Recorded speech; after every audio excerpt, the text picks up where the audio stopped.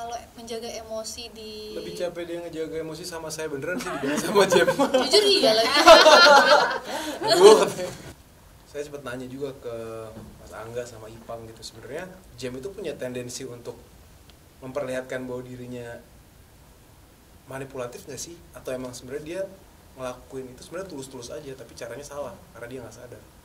Di luar filmnya gue sama Sheila sahabatan yang kalau ngobrol tuh ketawa-ketawa terus gitu, dan ini harus kayak marahan dan kita punya hubungan gitu, kayak aduh gimana ya dengan yang sedadakan itu. Halo sahabat Nova, kami dari Kes Jalan yang yang jauh, jangan lupa pulang. Saya Lutesha, saya Sheila Dara, Saya Indra Bimo. dan ikuti keseruan obrolan kita di YouTube Nova.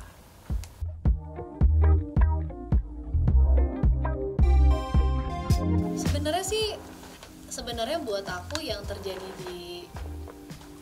terjadi di depan kamera sebisa mungkin ya tidak affecting real life kita gitu. Jadi kalau menjaga emosi di Lebih capek dia ngejaga emosi sama saya beneran sih dibanding sama Jem. jujur iya lagi.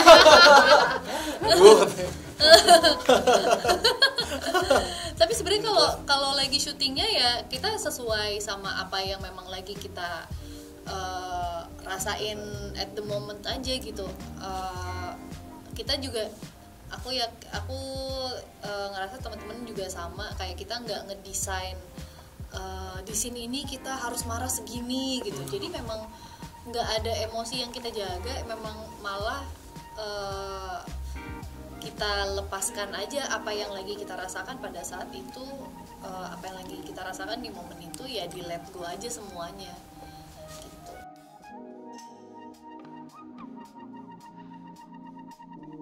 Ini juga awal pertama kali dapat peran ini pertama kali didiskusiin ketika lagi dapat kesempatan untuk reading pertama emang itu.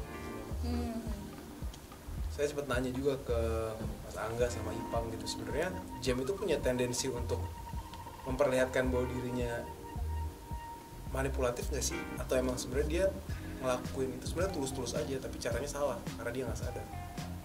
Kalau versinya Mas Angga sih bilang ya sebisa mungkin jadi manusia yang emang lu gak punya tendensi buruk, emang lu jatuh cinta sebucin itu sama Aurora cuman karena bucinnya, karena punya masa lalu yang dia punya inner child issue sama bapaknya, nggak pernah dapat afirmasi, nggak pernah dapat pengakuan dari ayahnya.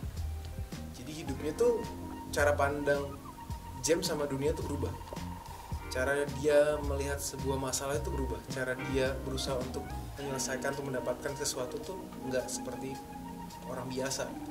Dan ketika dia dapetin Aurora, menurut Jem Aurora adalah hidupnya. Tapi kalau orang udah terlalu posesif, orang udah terlalu jatuh cinta yang salah gitu, kadarnya jadi salah, itu jadinya jadi toksik. Tapi toksik atau enggak, apakah Jem sadar bahwa dia adalah seorang toksik? Gue rasa sih enggak, dan emang nggak pernah sadar untuk itu. Sesuatu yang berlebihan tidak baik. Iya, enggak baik. Yang Jem tahu adalah gue jatuh cinta banget sama Aurora, yuk kita dapetin mimpi yang kita mau kejar.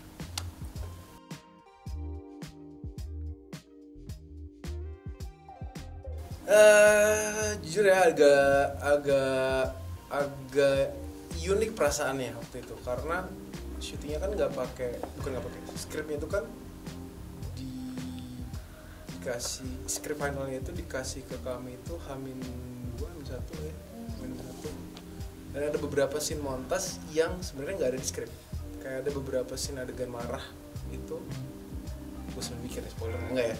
Nggak di trailer. Nggak, itu ada di trailer. Ada scene yang marah itu nggak ada di skrip kan sih lah. Jadi masalah cuma bilang gue butuh scene-nya begini, emosinya segini, gue butuh ledakannya segini. Kira-kira James sama Laura mau apa? Itu lebih ke arah unik karena di luar filmnya gue sama Sheila sahabatan yang kalau ngobrol tuh ketawa-ketawa terus gitu, dan ini harus kayak marahan dan kita punya hubungan gitu, kayak aduh gimana ya dengan yang sedadakan itu. Cuman ya balik lagi ke pedoman syuting di awal, mau dapetin yang realistis, mau dapetin yang nggak boleh didesain, mau dapetin yang nggak boleh antisipasi. Jadinya ya itu yang dirasain sama karakternya, kami paham betul sama masing-masing dari kami pasti udah paham betul sama base karakternya, jadi pas kalau kami keluarin ya udah itu titiknya gitu, kayak Jem pasti akan begini nih kalau kondisinya kayak gini, Aurora pasti akan begini nih, jadi emang dirasain. Sebenarnya kayaknya ini berlaku untuk banyak scene sih sebenarnya ya.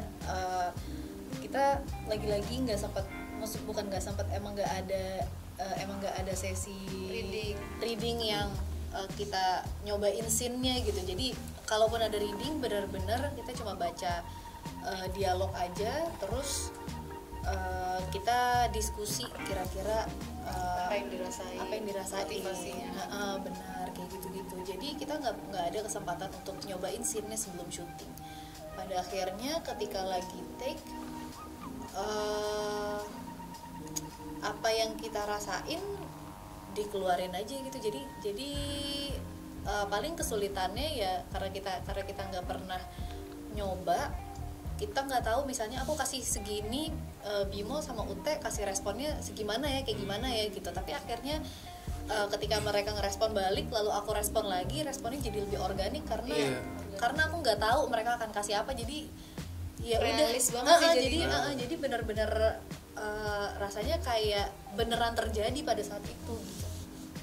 Jangan lupa untuk saksikan film Jalan yang Jauh Jangan Lupa Pulang mulai tanggal 2 Februari 2023 di bioskop Indonesia.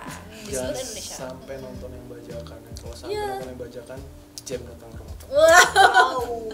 Kayaknya malah pengen deh jadi. Kajem. Angkasa datang ke rumah kamu. Wow, gimana? Pengen mau.